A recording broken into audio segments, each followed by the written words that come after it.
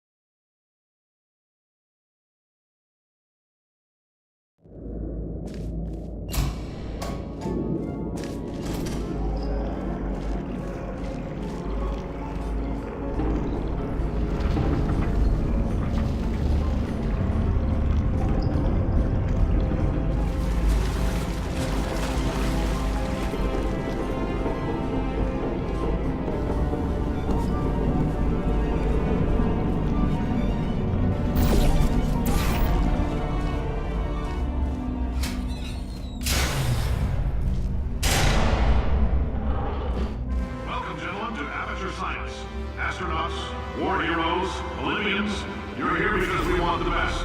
And you are it. So, who is ready to make some science? I am. Now, you already met one another on the limo ride over, so let me introduce myself. I'm Cave Johnson. I own the place. That eager voice you heard is the lovely Carolyn, my assistant. Rest assured, she has transferred your honorarium to the charitable organization of your choice. Isn't that right, Carolyn? Yes, sir, Mr. Johnson. She's the backbone of this facility. Pretty as a postcard, too. Sorry, fellas. She's married. To science. There's 1,000 tests performed every day here in our enrichment spheres. I can't personally oversee every one of them, so these pre-recorded messages will cover any questions you might have and respond to any incidents that may occur in the course of your science adventure. Your test assignment will vary depending on the manner in which you have bent the world to your will. Those of you helping us test the repulsion gel today, just follow the blue line on the floor.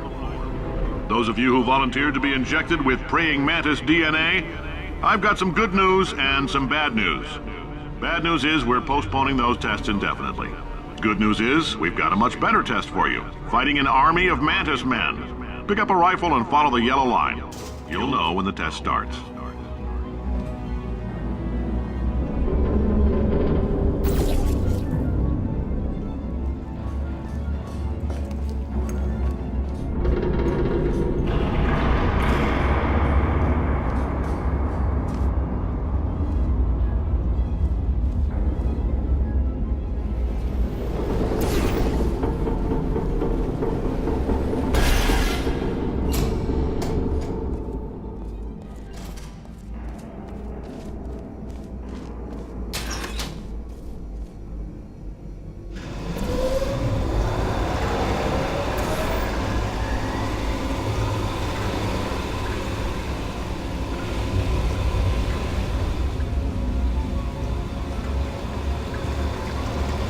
They say great science is built on the shoulders of giants.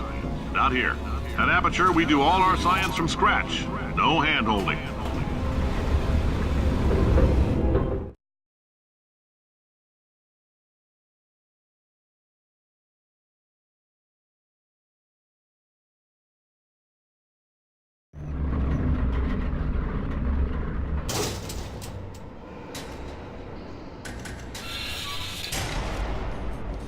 All right, let's get started. This first test involves something the lab boys call repulsion gel. You're not part of the control group, by the way. You get the gel. Last poor son of a gun got blue paint. All joking aside, that did happen. Broke every bone in his legs. Tragic, but informative. Or so I'm told.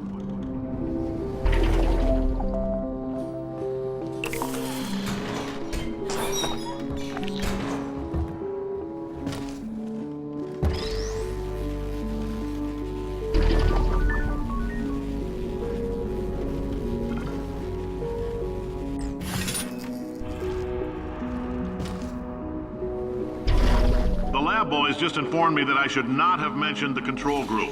They're telling me I ought to stop making these pre-recorded messages. That gave me an idea. Make more pre-recorded messages. I pay the bills here, I can talk about the control group all damn day. For this next test, we put nanoparticles in the gel. In layman's terms, that's a billion little gizmos that are going to travel into your bloodstream and pump experimental genes and RNA molecules and so forth into your tumors. Now, maybe you don't have any tumors. Well, don't worry. If you sat on a folding chair in the lobby and weren't wearing lead underpants, we took care of that too.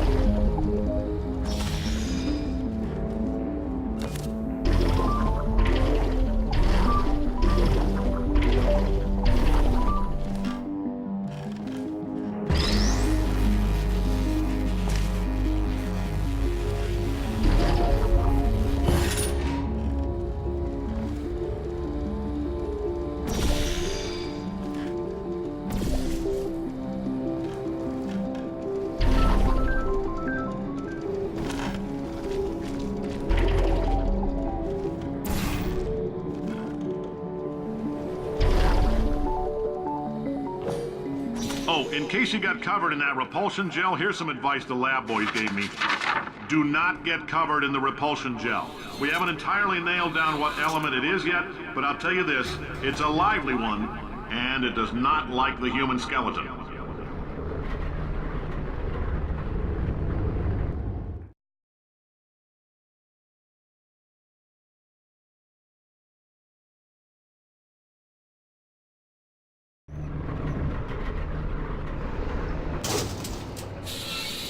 All these science spheres are made of asbestos, by the way. Keeps out the rats. Let us know if you feel a shortness of breath, a persistent dry cough, or your heart stopping, because that's not part of the test. That's asbestos. Good news is the lab boys say the symptoms of asbestos poisoning show a median latency of 44.6 years. So if you're 30 or older, you're laughing. Worst case scenario, you miss out on a few rounds of canasta. Plus, you forwarded the cause of science by 3 centuries. I punch those numbers into my calculator, it makes a happy face. I like your style. You make up your own rules, just like me. Bean Counter said I couldn't fire a man just for being in a wheelchair. Did it anyway. Ramps are expensive.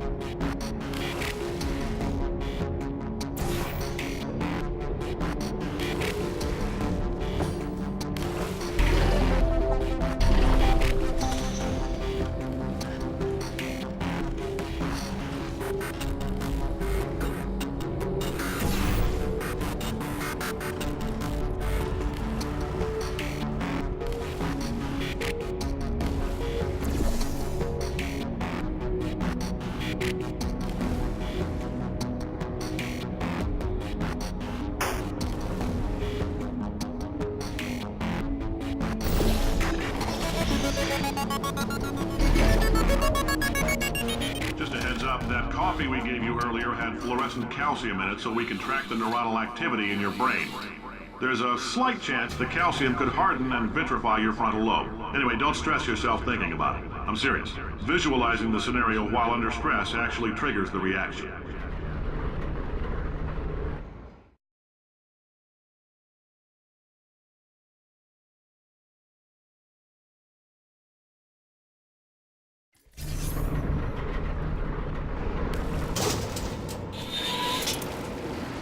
Now, if you're part of Control Group Kepler-7, we implanted a tiny microchip about the size of a postcard into your skull. Most likely you've forgotten it's even there. But if it starts vibrating and beeping during this next test, let us know. Because that means it's about to hit 500 degrees, so we're going to need to go ahead and get that out of you pretty fast.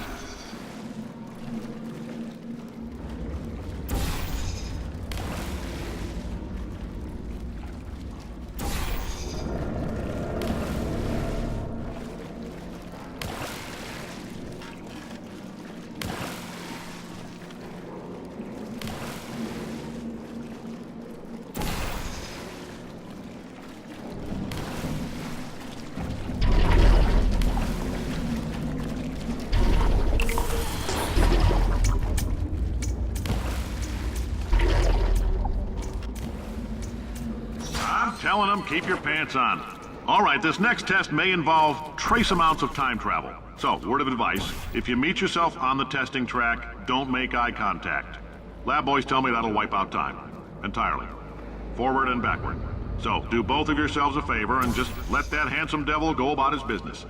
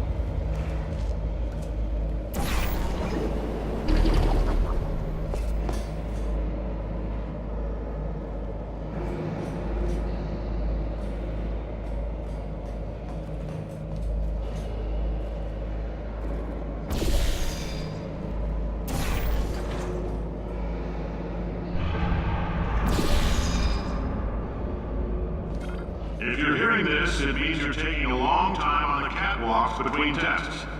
The lab boys say that might be a fear reaction. I'm no psychiatrist, but coming from a bunch of eggheads who wouldn't recognize the thrill of danger if it walked up and snapped their little pink bras, that sounds like projection. They didn't fly into space, storm a beach, or bring back the gold. No, sir, we did. It's you and me against the world, son. I like your grit. Hustle could use some work, though. Now let's solve this thing.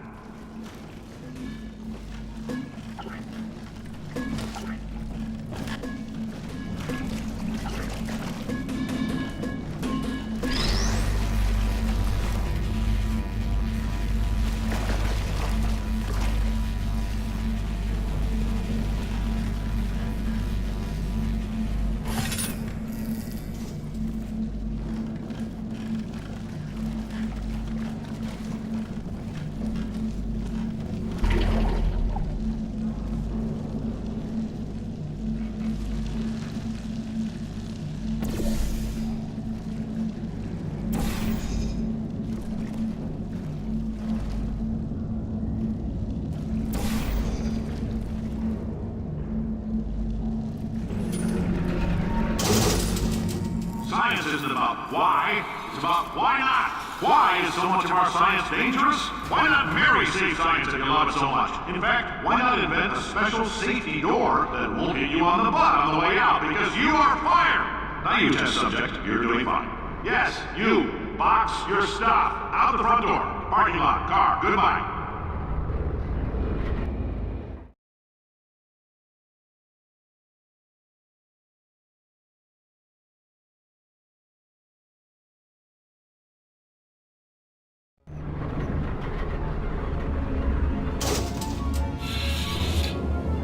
Congratulations! The simple fact that you're standing here listening to me means you've made a glorious contribution to science. As founder and CEO of Aperture Science, I thank you for your participation and hope we can count on you for another round of tests. We're not going to release this stuff into the wild until it's good and damn ready, so as long as you keep yourself in top physical form, there'll always be a limo waiting for you. Say goodbye, Carolyn. Goodbye, Carolyn. She is a gem.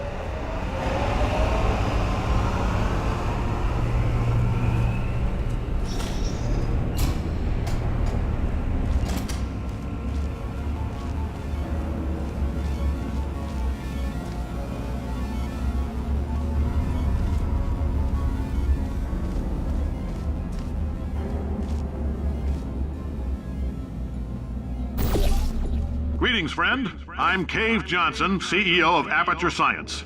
You might know us as a vital participant in the 1968 Senate hearings on missing astronauts. And you've most likely used one of the many products we invented, but that other people have somehow managed to steal from us. Black Mesa can eat my bankrupt... Sir, the testing? Right. Now you might be asking yourself, Cave, just how difficult are these tests? What was in that phone book of a contract I signed? Oh, hi. Say, you're good at murder. Could you... Oh, thanks. Did you feel that? That idiot doesn't know what he's doing up there. This whole place is going to explode in a few hours if somebody doesn't disconnect him. I can't move, and unless you're planning to saw your own head off and wedge it into my old body, you're going to need me to replace him. We're at an impasse. So what do you say? You carry me up to him and put me back into my body, and I stop us from blowing up and let you go. Wow, you stabbed me. What is wrong with you? Hold on. Do you have a multimeter? Never mind. The gun must be part magnesium. It feels like I'm outputting an extra half a volt. Keep an eye on me. I'm going to do some scheming. Here I go. Whoa, where are we? How long have I been out? That extra half volt helps, but it isn't going to power miracles.